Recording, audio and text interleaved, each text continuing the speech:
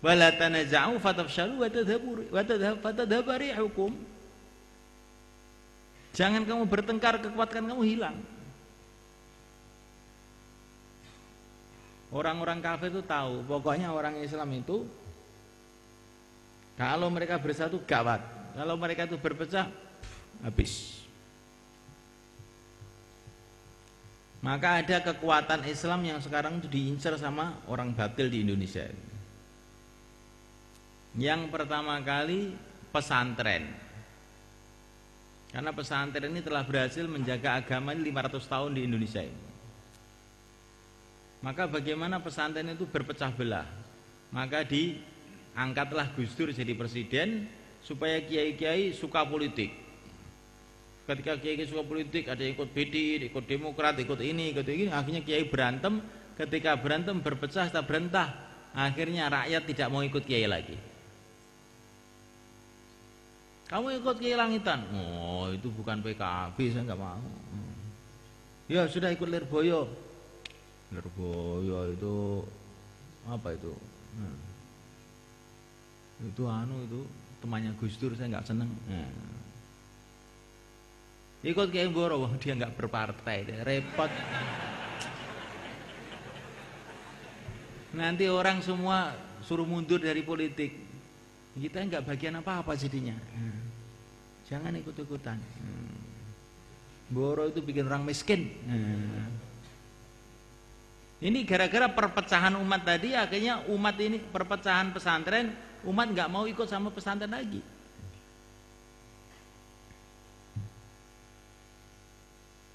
Kemudian yang kedua, kekuatan Islam di Indonesia ini adalah habaib. Habaib itu punya potensi besar karena mereka ini punya label cucu Nabi itu. Maka ingin dirusak sama orang-orang kafir. Caranya bagaimana? Dimasukkan jarum-jarum Syiah pada mereka. Sehingga kalau ada Habib lihat, Allah paling Syiah. Habib kok irunge dawa, Syiah. Wis ngerusak. Engko paling mut'ah ngono. Neng kampung arek jauh lah dikira mut'ah.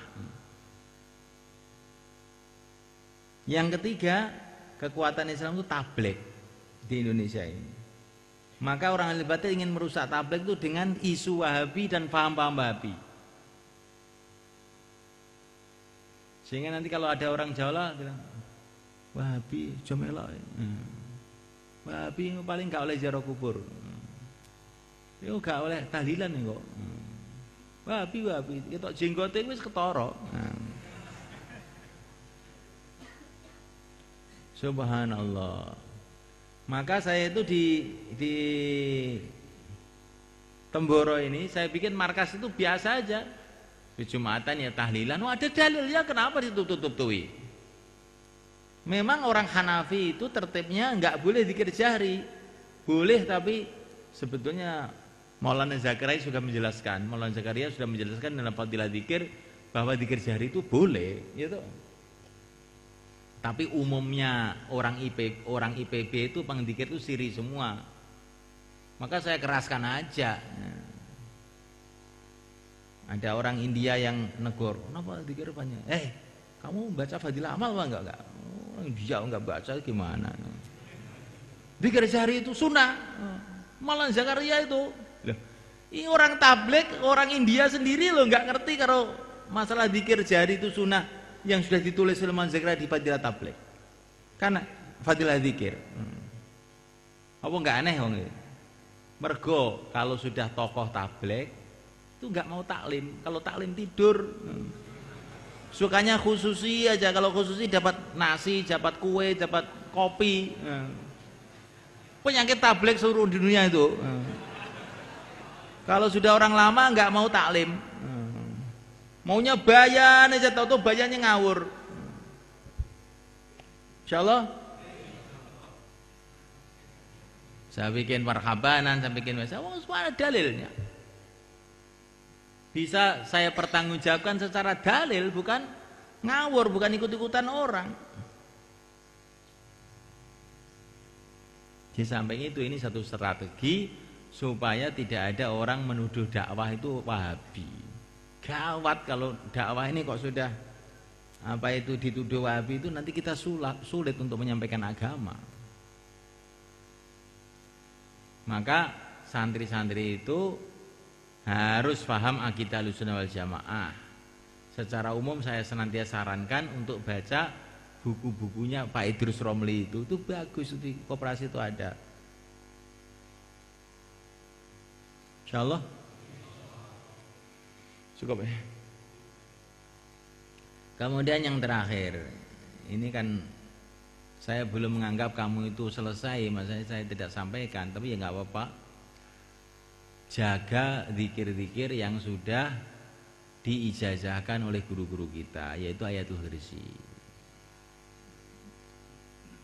Itu wiritannya guru-guru saya di Jawa, guru saya di Mesir, di Mekah, di India, di Yaman, itu Ayatul Kursi itu. Jadi dibaca dengan sungguh-sungguh itu khasiatnya luar biasa.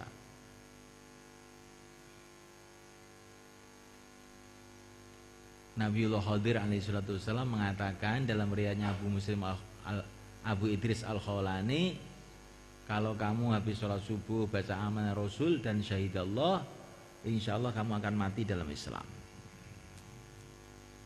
Jadi ini Ayatul Kursi itu untuk menjaga dari santet, untuk menjaga dari jangan sampai kita sesat, mati kufur,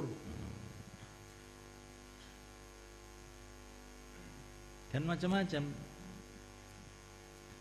Termasuk ayat 5 itu. Ayat 5 itu kamu baca sungguh-sungguh itu. Fadilahnya ayat 5 itu, kalau kamu baca sungguh-sungguh istiqomah itu nanti Allah akan kasih kamu kekuatan memimpin orang.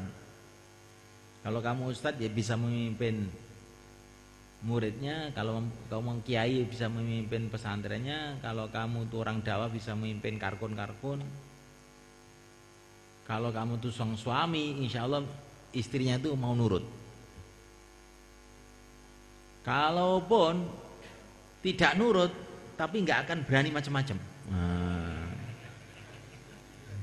Yang penting kan itu toh. Kalau nurut 100% itu ya biasanya tidak. Yang penting itu pokoknya kita menang itu loh orang itu. Jangan sampai suami kalah dengan istrinya. Itu gawat itu.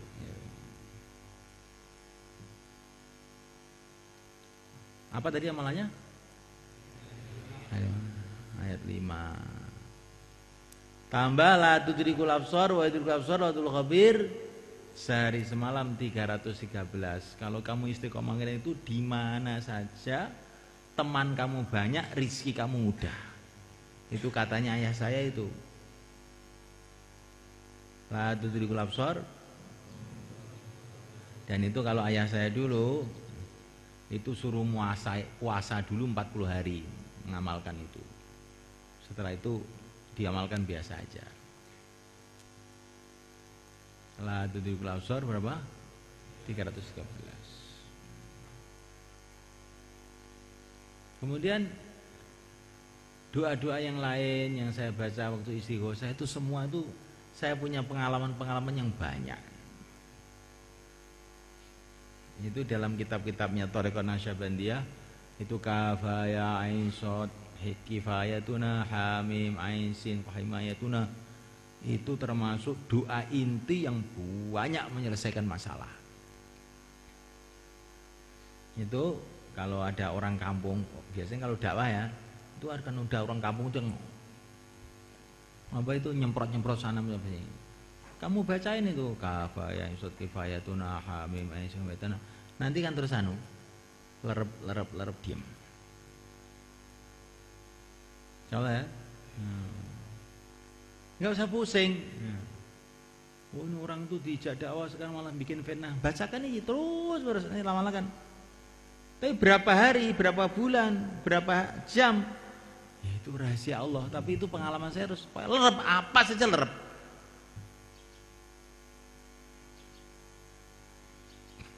Pernah dalam satu majelis itu, ya majelis tabligh itu kan macam-macam toh. Itu ada orang itu pokoknya brutal.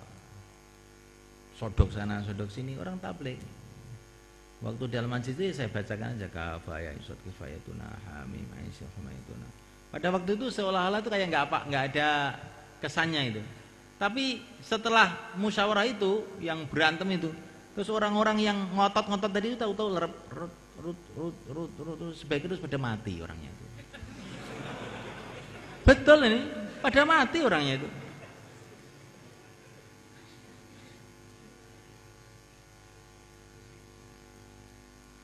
Ini sholawat nariyah itu juga saya banyak punya pengalaman. Dulu di madrasah sana itu juga ada satu orang itu anaknya kiai lagi itu bikin masalah, bikin kisruh di madrasah. Waktu itu kan masih zaman sanawiyah aliyah negeri. Maka itu saya itu baca sholawat nariyah tiap malam itu. Padahal oleh ayah saya itu disuruh baca hizib nasr itu. Orang itu dipaketkan saja itu. Itu kalau ayah saya itu marah tuh gitu. Dipaketkan maksudnya benang kuburan aja. Gak sah. Tapi saya ini mau baca hizib nasr tuh kayak nggak kuat. Ini anaknya kiai masa di hizib nasr, saya bilang gitu. Saya baca sholawat nariyah aja lah. Baca sholawat nariyah aja tiap malam itu. Dulu dengan Pak Nur Samsi Magetan itu. Tapi dia juga tidak saya kasih cerita, sampai sekarang juga tidak saya ceritai sama dia. Kamu aja yang karena tamat daurah saya kasih cerita. Lah satu malam satu mimpi, perasaan saya itu Rasulullah itu datang ke Madrasah Selatan itu. Itu orang yang nakal itu dipegang sama Rasulullah, ditali kakinya, tangannya, dipenggal kepalanya. Besoknya itu langsung stroke, tidak lama mati. Jadi sholawat nariyah itu makanya kompleknya saya kasih nama Nur Muhammad sampai sekarang itu, yang dekat koperasi itu loh, menghadap timur itu Nur Muhammad. Itu gara-gara saya itu melihat mimpi Rasulullah itu menggal orang di situ itu. Oh, sholawat nariyah ini namanya saja nariyah. Apa saja dibakar habis itu. Tapi syaratnya itu memang orang itu kepepet. Biasanya kalau belum kepepet itu enggak itu. Urung kroso tenan. Ini saya kasih cerita seperti ini supaya kamu tuh tahu pengalaman perkiaian tuh tahu. Orang mau bikin pondok, perasaannya pondok itu bisa dibikin kayak bikin SD, SMP gitu. Bikin promosi sana, promosi sini. Oh, tidak begitu itu. Kalau kamu bikin pondok dengan masuk pondok agama, tidak begitu itu. Kalau kamu tidak mengikuti cara kiai-kiai dulu, gak jalan. Pondok itu disebarkan bukan dengan promosi. Kalau kamu pondok betulan loh ini maksudnya.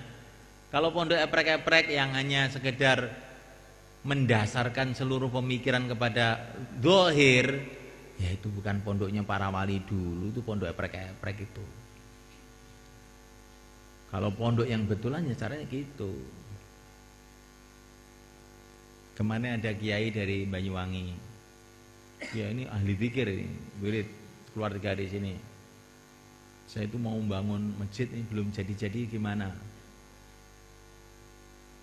Oh anu kiai, kalau ijazahnya kiai saya dulu baca Okaladi. Banyak baca Okaladi, nanti masjidnya jadi. Dan nggak usah bikin proposal kiai, udah itu aja.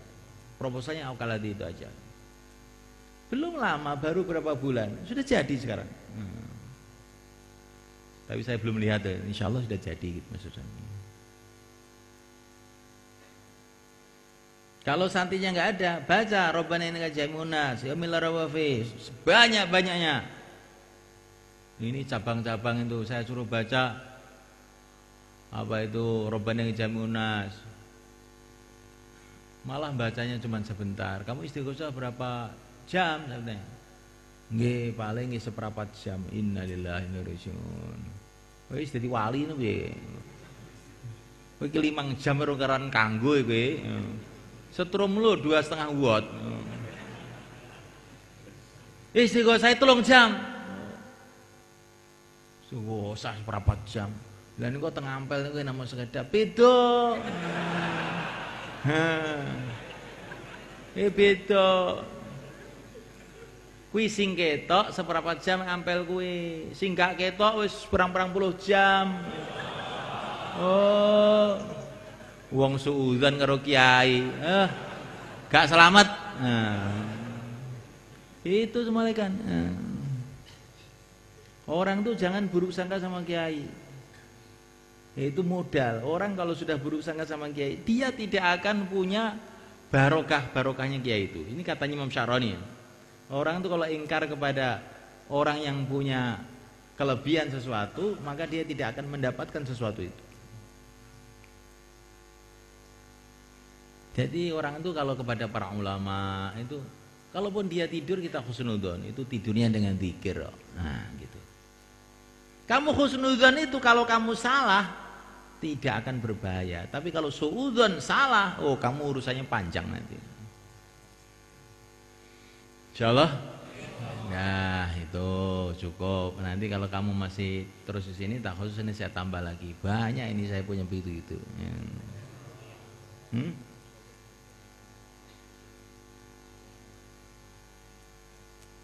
Ya, santri-santri yang mau keluar IPB, kalau kan dengan namanya IPB itu orangnya itu ribuan orang, ribuan, jutaan orang, semua orang bicara. Sebagian juga orang-orang awam yang termasuk di IPB itu kelemahannya pesantren-pesantren di sana itu ilmu kalam juga kurang. Ilmu kalam itu kurang. Sehingga kalau bayan-bayan itu banyak yang bertentangan dengan ilmu kalam. Sebagaimana di Pakistan biasanya Allah itu dai. Ya. Karena di dalam Quran Allah yad'u ila daris salam. Ya, di Quran Allah yad'u ila daris salam, tapi Allah dai enggak ada. Ya. Dai itu sudah nama, dan itu nama itu sesuai untuk manusia. Kalau Tuhan tidak boleh dikatakan dai. Makanya seperti itu. Maka kalau ada hal-hal yang baru, dan kadang-kadang baru itu kadang-kadang dari penterjemahnya, kadang-kadang dari macam-macam, memang bahasanya kita nggak tahu 100%, maka harus konfirmasi dengan saya atau dengan Pak Bet, Pak Atta, ini juga orang ahli ilmu kalam mustahid mutlak, ya. Pak Imdad, yang ngerti bahasa ini. Ini penting ini supaya kita ini tidak menyebar-nyebarkan kejahilan. Memang ada masalah itu sebetulnya salah betul ya tidak. Tapi tidak baik kalau diucapkan kepada orang awam. Seperti kata-kata Imam Al-Ghazali, takhallaku bi akhlaqillah. Berakhlaklah kamu dengan akhlaknya Allah. Itu sebetulnya benar sebetulnya maksudnya itu. Tapi ini bahasa ini hanya layak untuk didengar para ulama. Kalau orang awam begitu bisa, kok Allah tuh punya akhlak ya? Wah, akhlak. Ini kok idah akhlak, ngakidah akhlak. Kan ini kan akhlak ini kalau menurut bahasa kita ini akhlak ini adalah untuk manusia. Kalau akhlak dikatakan untuk Tuhan itu tidak munasib. Apa saja yang bisa menimbulkan tasbih itu kita jauhi gitu. Satu contoh, lah itu kamu itu sebagai orang ahli ilmu itu kalau bayan itu yang lurus gitu. Insyaallah cukup. Al-Fatihah.